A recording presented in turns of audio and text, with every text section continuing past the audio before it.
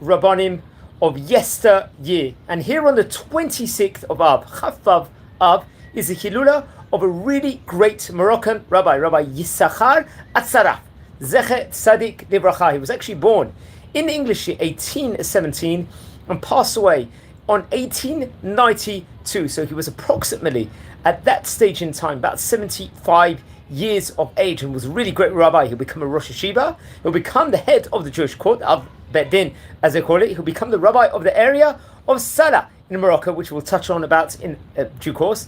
And at the end of his life, he became one of the leading rabbis in Jerusalem of the Sephardi community, respectively, and also an Ab Bet Din, also in Jerusalem. So he was born in an area called Salah. Salah, actually, interesting enough, is a part of Morocco. I think it's by actually the port area in northern Morocco, which is spoken about many of the great Rabbanim also over there. He was born in the year 1817, and he was very much involved at the time. After learning a lot of Torah, he was a head yeshiva over there in its place, and over there, he had many great Torah students, and many of these students which he had will actually end up becoming great Rabbanim in various areas, not just in Morocco, but all over the compass area, which has to be pointed out. And one of the star students was Rabbi Raphael Enkaveh, who we spoke about a few weeks ago when it was his Hilula. He would go on to become his son-in-law, also become a great Talmid of his also, and will take positions of his at later stages when he moved to Israel, respectively.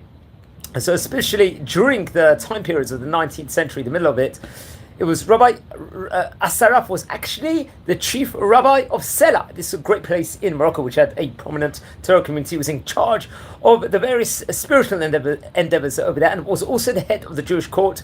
Also at that point in time, he had many great descendants also, and great students also. What's interesting about him also, he had a very close connection also with a lot of Arabs and Muslims over there. They would actually come to him for advice, and he would actually teach them the book of the Rambam also, and he would actually teach them many of the laws which are pertaining to them also. So there was like an interfaith, a strong interfaith, let's say, dialogue between him and many of the Muslims in the area also. So they were really respected, the Jewish community, partly also because of his brilliance also. It's actually interesting. He actually really desired to live and to go eventually to the land of Israel, but many of the people in his congregation didn't want him to leave. They did everything that they could to stop him from leaving. But eventually, I think it was at one time he wanted to visit the Kebe, the burial plot of his father. He actually was buried, his father, in Sta'at or Zakat. I think this is a city in Morocco, which I think is actually by the capital of the country of Rabat, respectively, also, and also close to Marrakesh. So on his way, when he traveled there, eventually he would actually move to the land of Israel. And I believe it was in the year 1880 he finally arrived in Jerusalem. So at that stage in time, he was about 63 years of age, and over there he got there finally, and he was very much involved with the congregation over there, really strengthening the Jewish community over there, and had various different roles. In fact, the position he had in Salah previously as a chief rabbi over there was actually eventually given to his son-in-law, Rabbi Raphael Enkaveh, who we spoke about before, who was his star student and also son-in-law. He would take that place over there, and we spoke about Rabbi Raphael in a previous video only a few weeks ago, as I said before. And afterwards, he really had a prominent position in Jerusalem, especially representing the Sephardi community. I think it was after Rabbi Raphael Elazar ben Tobo had passed away. I think he himself was a great Dayan and Ab Bet Din over there, and a chief rabbi at one stage. Also, Rabbi Atzarath was appointed to become the head of the congregation and Ab Bet Din also, respectively, in Jerusalem. And this was a really great prominent position, and he really had a lot of great students over there. It was a time period when many people were moving to Jerusalem, and the community was growing, and there was no machloket at the time when he was coming. He really united the people together and was absolutely phenomenal. He passed away in the year 1892, reported over the English date was the 19th of August. That was Chaf Vav Av, which we related at the beginning, and he was buried in Har Zaitim, the Mount of Olives burial plot also.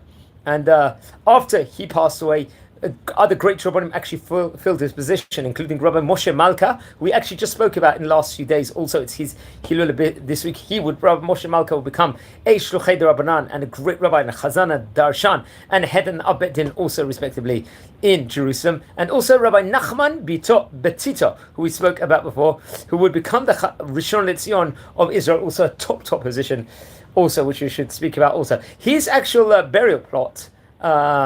This great rabbi who we're speaking about today, Rabbi Issachar Assaraf, it was reported over, I think, at some stage during the 1900s. Damage was, of course, I don't know if it was anti-Semitic related or not, but I think it was actually renovated at one stage in time in the 2000s. I think quite recently they renovated this specific tombstone. It was I think in the 2010s time period. This was also, he left great descendants also. One of the great descendants who we should touch upon was Rabbi Michael Issachar Ankaba, also, who happens to be I believe the son of Rabbi Raphael Ankaba. This must be, I would assume, his grandson, and he would become a chief rabbi of Morocco. His grandson would become the president also, and Ab Bet Din of the specific area in Morocco also. So it's really great always to learn about the great Moroccan Rabbanim of yesterday. We've already covered several Rabbanim in the area of Salah, respectively.